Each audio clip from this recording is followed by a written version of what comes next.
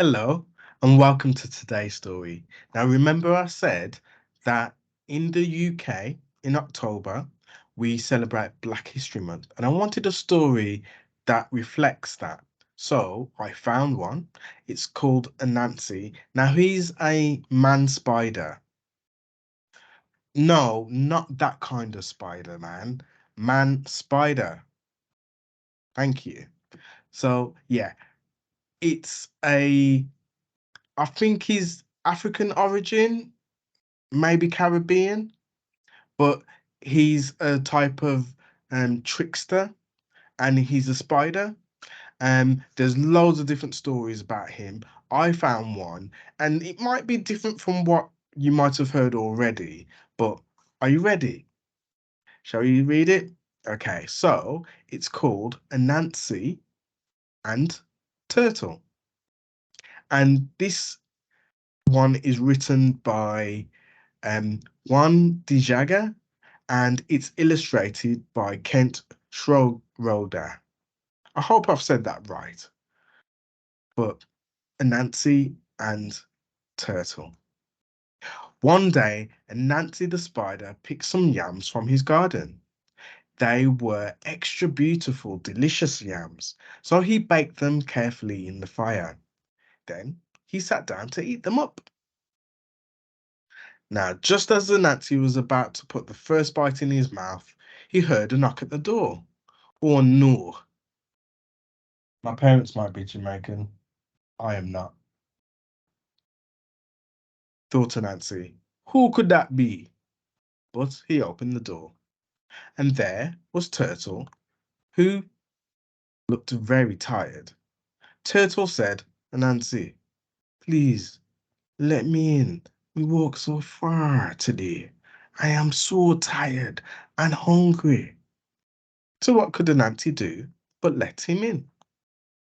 Anansi was too selfish to share his beautiful, delicious yams with anybody else, so he came up with a nasty plan. Just as Turtle sat down at the table and began to reach for some yams, Anansi yelled at him, Turtle, your hands are all dirty. You can't eat your yams with dirty hand like that. Go wash them. Turtle's hands were really dirty, so he slowly crawled back to the river, washed his hands, and then crawled back. But meanwhile, Anansi had started gobbling up the yams. By the time Turtle got back, he saw that the yams were all gone. Turtle looked at Anansi. Thank you for inviting me to dinner.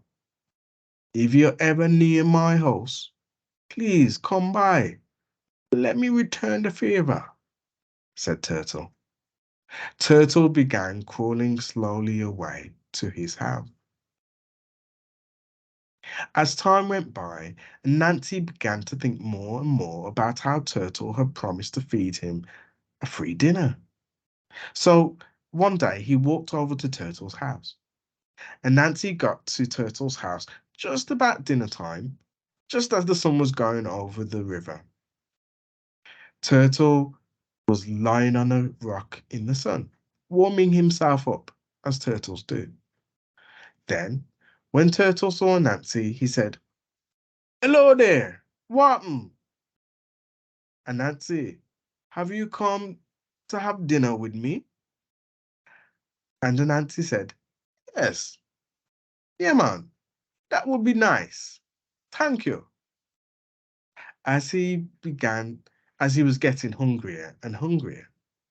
So, Turtle dived down to the bottom of the river to set a table for dinner and get everything ready. And Nancy waited on the rock by the shore. Soon, Turtle swam back up and said, Oh, Nancy, it is already now. Please come join me for dinner. And Turtle dived back down again and began to eat the green leaves he had prepared for dinner. And Nancy tried to dive down to the bottom of the river, but he was a spider, not a turtle, and he couldn't dive that deep. He kept floating back up again to the surface. He tried jumping in, He tried diving in, but nothing helped. He just couldn't get down to the dinner. Finally, Anansi had an idea. He put lots of stones in the pockets of his coat, and finally he was heavy enough to sink down to the bottom of the river. How clever he was! He saw Turtle's table full of juicy green leaves and lots of other delicious food, and Nancy's mouth was watering. But just as Nancy reached for some of that delicious food, Turtle stopped him.